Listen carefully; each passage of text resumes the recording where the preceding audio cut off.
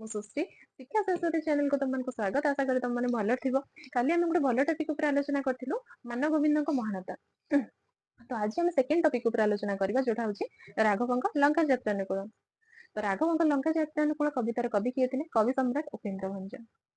ସବୁ କବିଙ୍କ ଉପରେ ଯିଏ ସର୍ବଶ୍ରେଷ୍ଠ ବୁଲାନ୍ତି ସିଏ ହଉଛନ୍ତି କବି ସମ୍ରାଟ ଉପେନ୍ଦ୍ର ଭଞ୍ଜ। ସମସ୍ତେ ତ ବହୁତ କବି ଥିଲେ, ଅନେକ କବି ଅଛନ୍ତି, ବଟ ସବୁ କବିଙ୍କ ଉପରେ ଯିଏ ମହନୀୟ, ଯିଏ ଶ୍ରେଷ୍ଠ, ଯାହାଙ୍କର ଲେଖନୀ ଚାଳନା ଅଦ୍ୱିତୀୟ, ତାଙ୍କର ଦ୍ୱିତୀୟ ଆଉ କେହି ହେଇ ହିଁ ପାରିବେନି। ରୀତି ଯୁଗୀୟ ଜଣେ ମହାନ କବି, ସର୍ବଶ୍ରେଷ୍ଠ ଅଗ୍ରଗଣ୍ୟ କବି ହଉଛନ୍ତି କବି ସମ୍ରାଟ ଉପେନ୍ଦ୍ର ଭଞ୍ଜ। ଭଞ୍ଜବଂଶୀୟ କବି ଜଣେ ଥିଲେ, ଘୁମୁସ ରାଜବଂଶୀୟ ସନ୍ତାନ ସେ, କିନ୍ତୁ ତାଙ୍କ ଦେହରେ ଶିରା ପ୍ରଶିରାରେ କବିତ୍ୱ ଛୁଟି ଉଠିଥିଲା। ତାପରେ ସେ ଲେଖନୀ ଚାଳନା କରିଥିଲେ। ସେ ରାମ ତାରକା ମନ୍ତ୍ର ଜପ କରି, ରାମ ସେ କହନ୍ତି ତାଙ୍କର ଲେଖା ମାଧ୍ୟମରେ କହିଛନ୍ତି କି ମୁଁ ରାମ ତାରକା ମନ୍ତ୍ର ଜପ କରିକି କବିତ୍ୱ ହାସଲ କରିଛି। ତ ସେ ରାମ ତାରକା ମନ୍ତ୍ର ଜପ କରିକି ଏତେ ବଡ କବିତ୍ୱର ଅଧିକାରୀ ହେଇଛନ୍ତି। ଉପେନ୍ଦ୍ର ଭଞ୍ଜ ବୈଦେହୀଶ ବିଳାସ ଠାକୁର କଟିବ ବ୍ରହ୍ମାଣ୍ଡ ସୁନ୍ଦରୀ, ଲାବଣ୍ୟବତୀ ଠାରୁ ସେ ହାରାବତୀ ଠାରୁ ବହୁତ କିଛି ରଚନା କରି, କାବ୍ୟ ରଚନା କରି ସେ କାଳଜୟୀ ହୋଇଛନ୍ତି। ସେ ଅଦ୍ୱିତୀୟ। ତାଙ୍କ ଲେଖନୀ ମୁନର ଯୋଉ ମୋହନୀୟତା ଅଛି, ଯୋଉ ଶକ୍ତି ଅଛି, ଯୋଉ ତୀକ୍ଷ୍ଣ ମୁନରେ ତାଙ୍କ ଲେଖନୀ ଚାଳନା କରନ୍ତି, ସେ ହଉଛନ୍ତି ଅଦ୍ୱିତୀୟ। ସେ ଲେଖିଛନ୍ତି କଣ? ବୈଦେହୀଶ ବିଳାସ। ବୈଦେହୀଶ ବିଳାସର କିଛିଟା କିୟଦାଂଶ ହଉଛି କଣ ନା ରାଘବଙ୍କ ଲଙ୍କା ଯାତ୍ରାନୁକୂଳ। ରାଘବଙ୍କ ଲଙ୍କା ଯାତ୍ରାନୁକୂଳ କଣ ହେଇଛି? ସେଟା କୋଉଥିରୁ ଆସିଛି?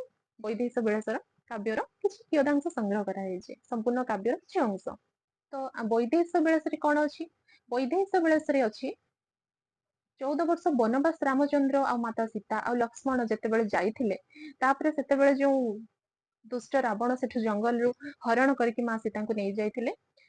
ନେଇଯାଇଥିବା ପରେ ଯେତେବେଳେ ରାମଚନ୍ଦ୍ର, ଲକ୍ଷ୍ମଣ, ହନୁମାନ ତଥା ଅନ୍ୟ ସମସ୍ତ କପି ମାନଙ୍କୁ ନେଇକି, ସୁଗ୍ରୀବ ଯୋଉ ଅଛନ୍ତି, ସୁଗ୍ରୀବ, ଅଙ୍ଗଦ ସମସ୍ତଙ୍କୁ ନେଇକି କୋଉ ଭଳି ଭାବରେ ସେ ଯାଇକି ଲଙ୍କାକୁ ବିଜୟ କରିକି ମା ସୀତାଙ୍କୁ ନେଇକି ଆସିବେ, ତ ସେଇ ବିଷୟରେ ଆଲୋଚନା କରାଯାଇଛି। କେମିତି ଦୁଷ୍ଟ ରାବଣ ଉପରେ ସତ୍ୟର ଜୟ ହୋଇଛି, ପ୍ରଭୁ ରାମଚନ୍ଦ୍ର କେମିତି ସମସ୍ତ ସୈନ୍ୟ ସାମନ୍ତକୁ ନେଇକି, ଭାଇ ଲକ୍ଷ୍ମଣ ତଥା ହନୁମାନ, ସୁଗ୍ରୀବ, ବାଳିପୁତ୍ର ଅଙ୍ଗଦ ସମସ୍ତଙ୍କୁ ନେଇକି ସାଥି ହେଇକି କିପରି ଲଙ୍କାକୁ, ଏତେ ବଡ ଲଙ୍କାକୁ ଜୟ କରିକି ଧ୍ୱସ୍ତ ବିଧ୍ୱସ୍ତ କରିକି ମା ସୀତାଙ୍କୁ ସେଠି ଉଦ୍ଧାର କରିଛନ୍ତି, ଏଇ ବିଷୟରେ ବହୁତ ସୁନ୍ଦର ଭାବରେ କବି ଉପେନ୍ଦ୍ର ଭଞ୍ଜ ବର୍ଣ୍ଣନା କରିଛନ୍ତି।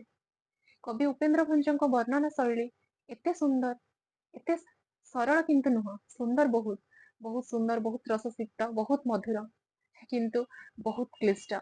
ଭଞ୍ଜ ଯୁଗର ସାହିତ୍ୟ ଯୋଉ ସବୁ ଅଛି, ଭଞ୍ଜଙ୍କର ଯୋଉ ସାହିତ୍ୟ, ବାକି ରୀତି ଯୁଗର ଯୋଉ ସାହିତ୍ୟ ସବୁ ରହିଛି, ସେ ସବୁ ବହୁତ କ୍ଲିଷ୍ଟ। କିନ୍ତୁ ଉପେନ୍ଦ୍ର ଭଞ୍ଜଙ୍କ ସାହିତ୍ୟ ବୁଝିବା ଧୃଷ୍ଟତା। ଆମେ ଆମର ଯୋଉ ସ୍ୱଳ୍ପ ଜ୍ଞାନ ଅଛି ସେତିକି ଆଲୋଚନା କରିବା, କାହିଁକି ନା ତାଙ୍କର ଲେଖନୀକୁ ବୁଝେଇବା ଅତ୍ୟନ୍ତ କଷ୍ଟ, ଅସମ୍ଭବ କହିବାକୁ ଗଲେ। ତ ଆମେ ଆମର ଯେତିକି ସ୍ୱଳ୍ପ ଜ୍ଞାନରେ କିଛିଟା ବୁଝିବାକୁ ଚେଷ୍ଟା କରିବା। ତ ଆସ ଆମେ ବିଷୟ ଭିତରକୁ ଯିବା। କଣ ଲେଖିଛନ୍ତି? ବଳିଲା ରାଘବ ଆଶା ସୀତା ପ୍ରାପତିରେ, ବିଚାରିଲେ ସିନ୍ଧୁପତି ଯିବା ପର୍ବତରେ, ବୁଡିଗଲା ପକାଇଲେ କପି ଯେତେ ଗିରି, ବୁଦୁ ବୁଦୁ ନଦୀ ସେ ଜଳ ଫିକୃତ କରି ଯେ। ଏଥିରେ କଣ ଲେଖା ହେଇଛି ନା ରାଘବଙ୍କର ଆଶା ବଳିଲା ସୀତା ପ୍ରାପ୍ତି କରିବେ। ସୀତା ମାତାଙ୍କୁ ଯୋଉ ଦୃଷ୍ଟ ରାବଣ ଦଶାନନ ନେଇକି ଲଙ୍କାରେ ଏତେ କଷ୍ଟ ଦଉଛି, ସେତେବେଳେ ରାମଙ୍କର ଚିନ୍ତା ହୋଇଛି କି ମୁଁ ସୀତାଙ୍କୁ, ମୋ ପତ୍ନୀଙ୍କୁ କେମିତି ସେ ଦୁଷ୍ଟ ରାବଣ ପାଖରୁ ଛଡାଇକି ଆଣିବି, ସେଠୁ ପ୍ରାପ୍ତି କରିବି, ସେଠୁ ନେଇ ଆସିବି। ତାଙ୍କୁ ଚିନ୍ତା ହେଲା। ତାଙ୍କୁ ଝୁରି ଝୁରି, ତାଙ୍କୁ ସବୁଆଡେ ଖୋଜି ଖୋଜି ଯେତେବେଳେ ଜାଣିପାରୁଛନ୍ତି ଲଙ୍କାରାଜ ରାବଣ ନେଇକି ତାଙ୍କୁ ତାଙ୍କ ପାଖରେ ଲଙ୍କାପୁରରେ ରଖିଛି, ସେତେବେଳେ ତାଙ୍କୁ ପ୍ରାପ୍ତି କରିବା ପାଇଁ ତାଙ୍କର ଇଚ୍ଛା ହେଲା। ମାତା ସୀତାଙ୍କୁ କିନ୍ତୁ ସେଠୁ ଆଣିବି ତାଙ୍କର ଇଚ୍ଛା ହେଲା। ବିଚାରିଲେ ସିନ୍ଧୁପତି ଯିବା ପରବତେ, ସେ ବିଚାର କଲେ କଣ ନା ସିନ୍ଧୁ ପାର ହେଇକି ଯିବାର କୌଣସି ତ ମାର୍ଗ ନାହିଁ। ଏବେ ସିନା ଜାହାଜ ଅଛି, ଡଙ୍ଗା ଅଛି, କେତେ କଣ ଅଛି, ପାଣିରେ ପଳଉଛୁ, ସେତେବେଳେ ତ ନଥିଲା ନା। ତ ଭଗବାନ ରାମଚନ୍ଦ୍ର କଣ କରିଛନ୍ତି, ବିଚାର କଲେ କି ଆମେ ସିନ୍ଧୁ ପାର ହେଇକି ଲଙ୍କା ରାଜ୍ୟକୁ ଯିବା। ସେଠି ରାବଣକୁ ଧ୍ୱସ୍ତ ବିଧ୍ୱସ୍ତ କରିବା ଲଙ୍କାପୁରକୁ, ଆଉ ରାବଣ ଠାରୁ ଯୁଦ୍ଧରେ ଜୟ ହେଇକି ମା ସୀତାଙ୍କୁ ପ୍ରାପ୍ତି କରିବା, ନେଇକି ଆସିବା ସସମ୍ମାନେ। ତ କଣ କରିବା, କେ ଉପାୟରେ କରିବା ନା ସିନ୍ଧୁକୁ ପୋତିକି ବିଚାର କଲେ ଆମେ ସେଇ ବାଟେ ଯିବା। ବୁଡିଗଲା ପକାଇଲେ କପି ଯେତେ ଗିରି, ବୁଦୁ ବୁଦୁ ନଦୀ ସେ ଜଳ ଫିକୃତ କରି ଯେ। ଯେତେ ସମସ୍ତେ ଯେତେ ଜାଣିଥିବ ମହାଭାରତ ରାମାୟଣ ବିଷୟରେ ଜାଣିଥିବ କି ଯେତେବେଳେ ସମସ୍ତ କପି ମାନେ ବାନର ମାନେ କପି ଅର୍ଥାତ୍ ବାନର କପି ମାନେ ମିଳିମିଶି ଯେତେବେଳେ ପଥର ପକଉଛନ୍ତି ପୋତିବା ପାଇଁ ସମୁଦ୍ର ଉପରେ ଗୋଟେ ରାସ୍ତା ତିଆରି କରିବା ପାଇଁ ମାର୍ଗ ତିଆରି କରିକି ଯିବା ପାଇଁ ଲଙ୍କାକୁ ସେତେବେଳେ ସେ ଯେତେ ପଥର ପକାଇଛନ୍ତି ସବୁ ପଥର ବୁଡି ଯାଇଛି ସମୁଦ୍ର ଯେ ଅଗାଧ ସମୁଦ୍ରରେ କିଏ ମାପି ପାରିବ ଗଭୀରତା ସେ ସମୁଦ୍ରରେ ପଥର କଣ ବା ତିଷ୍ଠି ରହିବ ଗୋଟେ ପଥର ପକେଇଲେ ସିଏ ଅତଳ ଗଭୀର ଭିତରକୁ ପଶି ଯାଉଥିଲା ସମସ୍ତେ ଚିନ୍ତା କଲେ କେମିତି ଏଠୁ ବନ୍ଧ ବାନ୍ଧିକି ଆମେ ଯାଇକି ଲଙ୍କା ଦେଶରେ ପହଞ୍ଚିବା ସୁଦୂର ରାସ୍ତା କେତେ ଦୂର ମାର୍ଗ ଏତେ ମାର୍ଗକୁ କିଭଳି ଆମର ଜଳ ମାଧ୍ୟମରେ ଆମେ ପୋତିକି ଯାଇକି ଲଙ୍କାରେ ପହଞ୍ଚିବା ସମସ୍ତେ ଚିନ୍ତା କଲେ କପି ମାନେ ଯେତେ ବହିକି ଆଣିକି ପଥର ପର୍ବତ ପକେଇଲେ କିଛି ଲାଭ ହେଲାନି ସବୁ କିଛି ବୁଦ ହେଇକି ବୁଡିଗଲା ପାଣିରେ ଆମେ କିଛି ଗୋଟେ ଜିନିଷ ପକେଇଲେ ସେ କଣ ବୁଦ ହେଇକି ପଶିଯାଏ ନା ଗୋଟେ ସାଉଣ୍ଡ ଆସେ ବୁଦ ହେଇକି ପଶିଯାଏ ନା ସେମିତି ଯେତେ ପଥର ପକେଇଲେ ଯେତେ ପର୍ବତ ଆସି ଆଣିକି ଚୁରମାର କରିକି ଭାଙ୍ଗିକି ପକେଇଲେ କିଛି ଲାଭ ହେଲାନି ସବୁ କିଛି ବୁଦ ହେଇକି ବୁଡିଗଲା ତ ସମସ୍ତେ ଚିନ୍ତା ହେଲେ କଣ କରିବା ବିସ୍ମୟ ନିଶ୍ୱାସ ତେଜି ବରୁଣ ପ୍ରସନ୍ନେ ବିନାଶନରେ ଶୟନ ଯେ ଦର୍ଭ ଶୟନ ଯେ ବୁଧେ ଶୁଣ ଅନ୍ୟ ପ୍ରସଙ୍ଗ କୁଦଶ ଶିର ବରଗିଲା ସେ ସୁଖ ସାରଣ କରି ଚାର ଯେ ସେ କଣ କହୁଛନ୍ତି ଯେତେବେଳେ ଏମିତି ପରିସ୍ଥିତି ଉତ୍ପନ୍ନ ହେଇଛି ସବୁ ପଥର ବୁଡି ଯାଉଛି କପି ମାନେ ଯେତେ ପରିଶ୍ରମ କରିକି ପକଉଛନ୍ତି ବନ୍ଧ ବାନ୍ଧିବା ପାଇଁ ହଉ କିଛି ଲାଭ ହଉନାହିଁ ସମୁଦ୍ର ସବୁ ଗ୍ରାସ କରି ନଉଛି ଅଗାଧ ଜଳରେ ସବୁ ବିଲୀନ ହେଇଯାଉଛି ସେତେବେଳେ କଣ ହେଇଛି ନା ରାମଚନ୍ଦ୍ର ଦୀର୍ଘ ନିଶ୍ୱାସ ମାରିଛନ୍ତି ଆମେ ଯେତେବେଳେ ଟେନସନ ହେଇଯାଉନି ଯେତେବେଳେ କିଛି ଗୋଟେ ଆମ ଆଗରେ କିଛି ଗୋଟେ ଟେନସନ ଆସିଯାଉଛି କିଛି ଗୋଟେ କଥା ଆମର ହଉନାହିଁ ସେତେବେଳେ ଆମେ କଣ କରୁ କଣ କରିବା ଏମିତି ଭାବୁ ନା ସେମିତି ରାମଚନ୍ଦ୍ର ବସିକି ମୌନ ହେଇକି ବସି ଯାଇକି ଦୀର୍ଘ ନିଶ୍ୱାସ ନେଇଛନ୍ତି କଣ କରିବା ତ ସେତେବେଳେ ସେ ଭାବିଛନ୍ତି କଣ କରିବା ନା ବରୁଣଙ୍କୁ ପ୍ରସନ୍ନ କରିବା ବରୁଣ କିଏ ଜଳାଧିପତି ଯିଏ ବରୁଣ ଜଳ ଦେବତା ଯିଏ ବରୁଣ ଜଳାଧିପତି ଯେ ସର୍ବଶ୍ରେଷ୍ଠ ଜଳାଧିପତି ରାମଚନ୍ଦ୍ର ଭାବିଲେ କି ବିନା ବରୁଣ ପ୍ରସନ୍ନରେ ମୁଁ ଏ ମାର୍ଗ କରିପାରିବି ନାହିଁ କଣ ତମେ ଭାବୁନ ରାମଚନ୍ଦ୍ର କଣ ନିଜେ ଚାହିଁଥିଲେ ତାଙ୍କ ଶକ୍ତି ବଳରେ ସେ ପୁରା ଭଗବାନ ସେ ପୁରା ଭଗବାନଙ୍କ ଅବତାର ତାଙ୍କ ଛଡା ଅଦ୍ୱିତୀୟ ଆଉ ଅଛି କିଏ ସେ କଣ ଚାହିଁଥିଲେ ନିଜେ ମାର୍ଗ କରିପାରିନଥାନ୍ତେ କିନ୍ତୁ ଏଠି ସେ ବରୁଣଙ୍କୁ ସମ୍ମାନ ଜଣାଇ ବରୁଣକୁ ପ୍ରସନ୍ନ କରିକି ସେ ମାର୍ଗ ବନ୍ଧ ବାନ୍ଧିବା ପାଇଁ ଚେଷ୍ଟା କରିଛନ୍ତି ସମ୍ମାନ ଜଣାଇକି ରାମାୟଣ ଆମକୁ ବହୁତ ଭଲ କଥା ଶିଖାଏ ପିଲାମାନେ କେତେ ସୁନ୍ଦର କଥା ଦେଖ ରାମଚନ୍ଦ୍ର ଚାହିଁଥିଲେ ଚମତ୍କାର କରିଦେଇଥାନ୍ତେ କିନ୍ତୁ ନା ସେ ବରୁଣଙ୍କ ସାହାଯ୍ୟ ନେଲେ ତାଙ୍କୁ ସମ୍ମାନ ଜଣେଇଲେ କି ବିସ୍ମୟ ନିଶ୍ୱାସ ତେଜି ବରୁଣ ପ୍ରସନ୍ନେ ବିନାଶନରେ ଶୟନ ଯେ ଦର୍ଭ ଶୟନ ଯେ ବିନାଶନରେ ଅର୍ଥାତ୍ ବିନାଶନ ମାନେ ବିନା ଆସନରେ ସେ ତଳେ ବୁଧେ ଶୁଣ ଅନ୍ୟ ପ୍ରସଙ୍ଗକୁ ଦଶ ସିରେ ସେ କଣ କହୁଛନ୍ତି ନା ବିନାଶନରେ ତଳେ ଶୋଇଲେ କୁଶାସନରେ ବିନା ମାନେ ମାଟିରେ କିଛି ନ କରିକି କୁଶ ପକେଇକି ସେ ଶୋଇଲେ ଶୟନ କଲେ କାହିଁକି ନା ବରୁଣଙ୍କୁ ପ୍ରସନ୍ନ କରିବା ପାଇଁ ରାମଚନ୍ଦ୍ର କଲେ ବୁଧେ ଶୁଣ ଅନ୍ୟ ପ୍ରସଙ୍ଗ କୁଦଶ ଶିର ବରଗିଲା ସେ ସୁଖ ସାରଣ କରିଚାର କବି ସମ୍ରାଟ ଉପେନ୍ଦ୍ର ଭଞ୍ଜ କଣ କରିଛନ୍ତି ନା ବୁଧେ ଶୁଣ ହେ ଜ୍ଞାନୀ ଜନ ହେ ମୋର ସମସ୍ତ ସାଧୁ ପାଠକ ମାନେ ଯୋଉମାନେ ପାଠ ଏ ଯୋଉ ପଢୁଛନ୍ତି କାବ୍ୟକୁ ଯୋଉ ବୈଦେହୀଶ ବିଳାସ ପଢୁଛନ୍ତି ତ ସେଇ ମାନଙ୍କୁ ଜ୍ଞାନୀ ଜନ ବୋଲି ବୁଧେ ଶୁଣ ଅର୍ଥାତ୍ ଜ୍ଞାନୀ ଜନ ଶୁଣ ସେମାନଙ୍କ ଜ୍ଞାନୀ ମାନେ ସେ ପାଠକ ମାନଙ୍କୁ ଜ୍ଞାନୀ ଜନ ବୋଲି ସମ୍ବୋଧନ କରିକି କବି ସମ୍ରାଟ ଉପେନ୍ଦ୍ର ଭଞ୍ଜ କହିଛନ୍ତି ବୁଧେ ଶୁଣ ଜ୍ଞାନୀ ଜନ ମାନେ ଶୁଣ ଅନ୍ୟ ପ୍ରସଙ୍ଗକୁ ଦଶ ଶିର ଅନ୍ୟ ପ୍ରସଙ୍ଗରେ କଣ ହଉଛି ମାନେ ଦେଖ କେତେ ସୁନ୍ଦର କବି ଲେଖିଛନ୍ତି ମାନେ ଗୋଟିଏ କବିତା ଲେଖା ଯାଉଛି ଗୋଟିଏ କଥା ଲେଖା ଯାଉଛି ତା ଭିତରେ ଦୁଇ ଚାରିଟା କଥା ବି ଆଡ କରିକି ଦଉଛନ୍ତି ଆମେ ଦେଖୁନ ଛୁଆ ମାନେ ଆମେ ଗୋଟେ ଟିଭିର ସିରିଏଲ ଦେଖୁଛୁ କି କିଛି ବି ଆମେ ଦେଖୁଛୁ ତ ସେଥିରେ କଣ ହଉଛି ଗୋଟେ ସାଇଡ କୁ କ୍ୟାମେରା ପଡିଲା ବେଳକୁ ସିଏ ଯାହା ବି କିଛି ଆକ୍ସନ କରୁଛି ଆମେ ଦେଖୁଛୁ ତାକୁ ସାଙ୍ଗେ ସାଙ୍ଗେ ପୁଣି ସାମ୍ନା ପଟର କ୍ୟାରେକ୍ଟର ଆସୁଛି ତାକୁ ଦେଖୁଛୁ ମାନେ ସାଙ୍ଗେ ସାଙ୍ଗେ ସେଠି ଭୁଲି ଯାଉଛି ଗୋଟେ ଟାଇମ ଭିତରେ ଦୁଇ ତିନି ଜଣଙ୍କ କଥାକୁ ଦେଖେଇ ଦଉଛି ସାଙ୍ଗେ ସାଙ୍ଗେ ଏକ୍ଜାକ୍ଟଲି ସେମିତି କଣ ହେଇଛି ନା ସେ କହୁଛନ୍ତି ଏପଟେ କଣ ଥିଲା ରାମଚନ୍ଦ୍ର କେମିତି ବନ୍ଧ ବାନ୍ଧିବେ ସେ ବିଷୟରେ ବ୍ୟାକୁଳ ହଉଛନ୍ତି ଚିନ୍ତା କରୁଛନ୍ତି ଦୀର୍ଘ ନିଶ୍ୱାସ ମାରିକି କେମିତି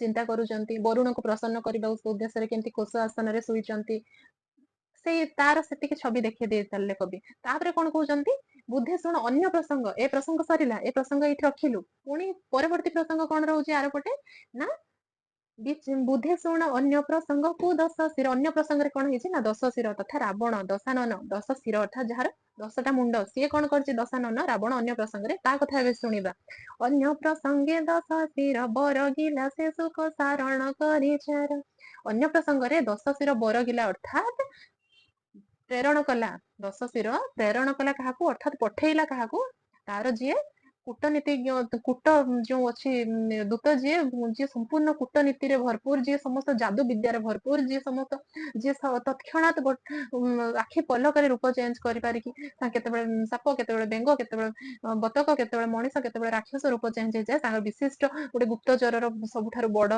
ରାକ୍ଷସ କିଏ ଥିଲେ ନା ଶୁକ ସାରଣ। ତ ସେ ଶୁକ ସାରଣକୁ ସେ ରାମଚନ୍ଦ୍ର ପାଖକୁ ପଠେଇବା ପାଇଁ ସେ ସେପଟେ ଦଶାନନ ପ୍ରସ୍ତୁତ ହଉଛି। କାହିଁକି ନା ଶୁକ ସାରଙ୍କୁ କାହିଁକି ପଠେଇବାକୁ ସିଏ ଯାଉଛି ନା ଶୁକ ସାରଣ ଯାଇକି ସେଠି କଣ ଚାଲିଛି ଆରପଟ ସମୁଦ୍ରର ଆରପଟରେ କଣ ଚାଲିଛି ତାଙ୍କର କଥା ବୁଝିବା ପାଇଁ ତାଙ୍କୁ ପଠାଇଛି। ଆଗରୁ ସେମିତି ହଉଥିଲା ନା, ଏପଟେ ଯୁଦ୍ଧ ସେପଟେ ଯୁଦ୍ଧ, ମଝିରେ ଦୂତ ମାନେ କାମ କରିଥାନ୍ତି।